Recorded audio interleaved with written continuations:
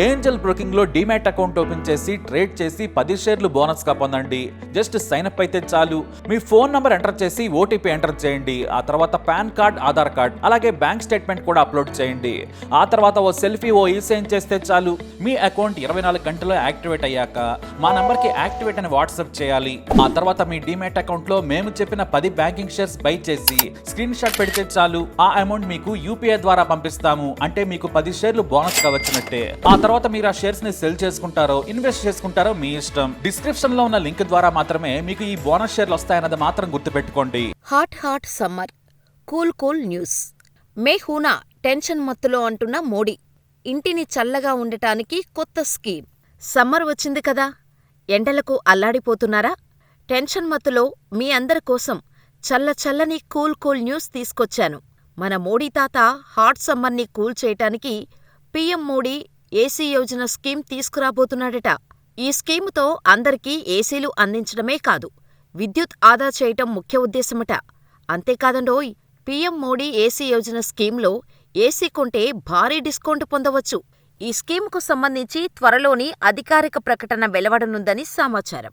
ఈ స్కీముని విద్యుత్ మంత్రిత్వ శాఖ బ్యూరో ఆఫ్ ఎనర్జీ ఎఫిషియన్సీ నిర్వహించనుంది. కాగా బీఈఈ అంటే బ్యూరో ఆఫ్ ఎనర్జీ ఎఫిషియన్సీ ప్రకారం పాత ఏసీని 5 స్టార్ రేటెడ్ మోడల్తో రీప్లేస్ చేసుకోవటం వల్ల ఒక ఇంటికి ఏడాదికి 6,300 వరకు కరెంటు బిల్లు సేవ్ చేయొచ్చు. ఇది ఆర్థిక భారాన్ని తగ్గించడంతో పాటు పవర్ గ్రిడ్పై కూడా ఒత్తిడి లేకుండా చేస్తుంది. అందుకే పీఎం మోడీ ఏసీ యోజన కింద పాత ఏసీ స్థానంలో 5 స్టార్ రేటెడ్ ఏసీని రీప్లేస్ చేసుకునే వెసులుబాటు ఉంటుంది. అంతేకాదండోయ్, ఇక కొత్త ఏసీ ఇంటిని చల్లగా ఉంచటమే కాదు, కరెంటు వినియోగంతో పాటు బిల్లు కూడా తగ్గిస్తుంది.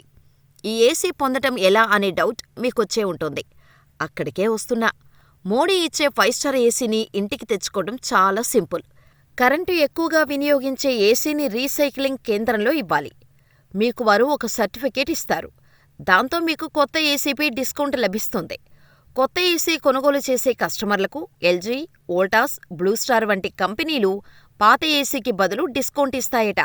అయితే ఓల్డ్ ఏసీని రీప్లేస్ చేసిన వారికి కరెంటు బిల్లో తగ్గింపు కూడా ఇవ్వాలని ప్రభుత్వం ఆలోచిస్తుందండోయ్.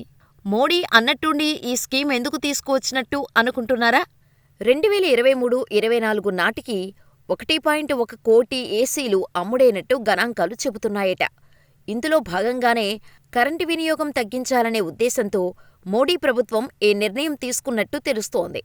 ప్రస్తుతం మార్కెట్ ట్రెండ్స్లో 5 స్టార్ రేటెడ్ ఇన్వర్టర్ ఏసీల డిమాండ్ వేగంగా పెరుగుతోంది.